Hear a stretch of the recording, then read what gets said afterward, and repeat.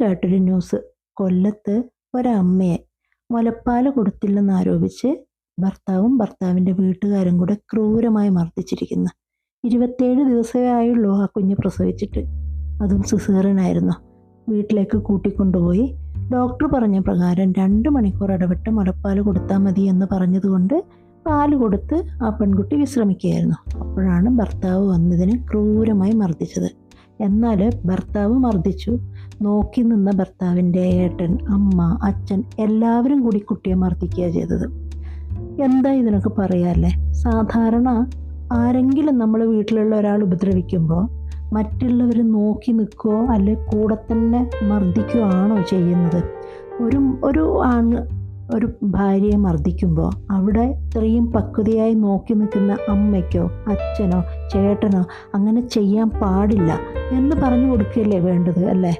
ഇത് കാണുന്നത് മൊത്തം ഇങ്ങനെയാണ്. ഒരാൾ ഒരു പെൺകുട്ടിക്ക് നേരെ തിരിയുമ്പോൾ ആ കുടുംബം മൊത്തം ആ പെൺകുട്ടിക്ക് നേരെ തിരിയുക ചെയ്യുന്നത്.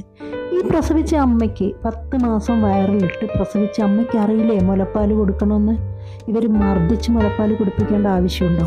ഇനി അങ്ങനെ ഈ കുട്ടി പ്രസവിച്ച കുഞ്ഞിനെ തിരിഞ്ഞു നോക്കുന്നില്ലെങ്കിൽ അവർക്ക് സ്വന്തം വീട്ടുകാരെ വിളിച്ച് പരാതിപ്പെടാം, അല്ലെ വേറെ ഡോക്ടേഴ്സിനോടോ അങ്ങനെ എന്തെങ്കിലും പരാതിപ്പെടാം. കാരണം ഇന്ന് നമ്മൾ മുഴുവനും കേൾക്കുന്നത് പ്രസവിച്ചു കഴിഞ്ഞാൽ കുട്ടികൾക്ക് വിഷാദ രോഗം വരുന്നു. അതുകൊണ്ട് തന്നെ ചിലപ്പോൾ അവർ കുഞ്ഞുങ്ങളെ നോക്കില്ല, അല്ലെങ്കിൽ മാനസികമായി പല പ്രശ്നങ്ങളിലും പെട്ട്. കാരണം വലിയ ഒരു ശരീരത്തിൻ്റെ അസ്വസ്ഥതകളിലേക്കൂടി കടന്നു പോയിട്ടാണ് ഈ പ്രസവം കഴിഞ്ഞ് കുട്ടികളൊരു റെസ്റ്റ് എടുക്കുന്നത്. 10 മാസമുള്ള പല മര്യാദയ്ക്കൊന്ന് തിരിഞ്ഞോ മറിഞ്ഞോ കിടക്കാൻ പോലും പറ്റാതെ 10 മാസം തികഞ്ഞ് കുഞ്ഞിനെ പ്രസവിച്ചു കഴിഞ്ഞാൽ ചിലവരുടെയൊക്കെ വിചാരം ഏതായാലും കുഞ്ഞിങ്ങ് പുറത്ത് വന്നില്ലേ, ഇനിയിപ്പോൾ അവൾ ഓക്കെ ആയില്ലേ? അല്ല, പ്രസവിച്ച് കഴിഞ്ഞതിന് ശേഷവും ഈ 10 മാസം ഒരു കുഞ്ഞിനെ വയറിൽ ചുമന്ന് നടന്ന ഈ പെൺകുട്ടിക്ക് ഒരുപാട് മനസ്സിനും ശരീരത്തിനും വിശ്രമത്തിൻ്റെ ആവശ്യമുണ്ട്. അത് നോർമൽ പ്രസവമായാലും ശരി, അല്ല സിസേറിനായാലും ശരി, രണ്ടും വല്ലാതെ സഹിച്ചിട്ട് തന്നെ ഒരു കുഞ്ഞിനെ ഒരമ്മ പുറത്തെത്തിക്കുന്നത്. അതിനുശേഷം മുലയൂട്ടുന്നതായാലും ഒന്ന് ബാത്റൂമിൽ പോകാൻ പോലും ഇവർക്ക് പറ്റുന്നില്ല. അപ്പോൾ ഈ പ്രസവിച്ച അമ്മയുടെ മാനസികാവസ്ഥ തന്നെ വളരെ വീക്കായിട്ട് നിൽക്കുമ്പോൾ ചേർത്ത് പിടിക്കേണ്ടതിന് പകരം സ്വന്തം വീട്ടുകാരായാലും ഭർത്താവിൻ്റെ വീട്ടുകാരായാലും അല്ലെ ഭർത്താവായാലും ക്ഷമയോടുകൂടി ഈ കുഞ്ഞിനെ നോക്കാൻ കൂട്ടു നിൽക്കുകയല്ലേ വേണ്ടത്. പകരം ചെറിയ കാര്യങ്ങൾ പറഞ്ഞ് കുറ്റപ്പെടുത്തി ആ പെൺകുട്ടിയുടെ മാനസിക നില തെറ്റിയില്ലെങ്കിൽ പോലും തെറ്റിക്കാനുള്ള ഒരു പെരുമാറ്റം വീടുകളിൽ നിന്നുണ്ടാവാൻ പാടുണ്ടോ?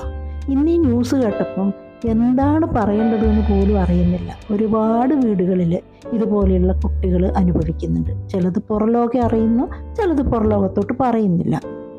അതിൽ ആ പെൺകുട്ടി 19 വയസ്സ് മാത്രം പ്രായമുള്ള പെൺകുട്ടിയുടെ ദേഹാസകലം പാടുകളൊക്കെ കാണുന്നുണ്ട്. ആ പെൺകുട്ടി പറയുന്നൊരു വാചകമുണ്ട്, ഭർത്താവിന് അടിക്കാട്ടാ, പക്ഷേ ഭർത്താവിൻ്റെ ഏട്ടനും അച്ഛനൊക്കെ എന്നെ അടിക്കാൻ പാടുണ്ടോ എന്ന്. ഇല്ല മോളെ, ഭർത്താവിനും അടിക്കാനുള്ള യാതൊരു അധികാരമില്ല. സ്വന്തം പ്രസവിച്ച അമ്മയ്ക്കായാലും ജനിപ്പിച്ച അച്ഛനായാലും കുട്ടികളെ അടിക്കാനുള്ള അവകാശമില്ല. ചെറിയ കുട്ടികളാകുമ്പം പിന്നെയും നമ്മൾ പഠിക്കാത്തതിനോ അല്ലെങ്കിൽ കുരുത്തക്കേട് കളിക്കുമ്പോഴോ അങ്ങനെയൊക്കെ നമ്മൾ അടിക്കും. പക്ഷെ മുതിർന്നു കഴിഞ്ഞാൽ ഒരു കുട്ടിയെ ആർക്കും അടിക്കാനുള്ള അവകാശമില്ല. പിന്നെയല്ലേ പ്രസവിച്ച് കിടക്കുന്ന സമയത്ത് ഭർത്താവെന്നല്ല ഒരാൾക്കും ദേഹത്ത് കൈവെക്കാനുള്ള അധികാരം ഇല്ല എന്നുള്ള ഇപ്പോൾ ഉള്ള കുട്ടികൾ മനസ്സിലാക്കണം. പ്രതികരിക്കേണ്ട അടുത്ത് പ്രതികരിക്കുക തന്നെ വേണം.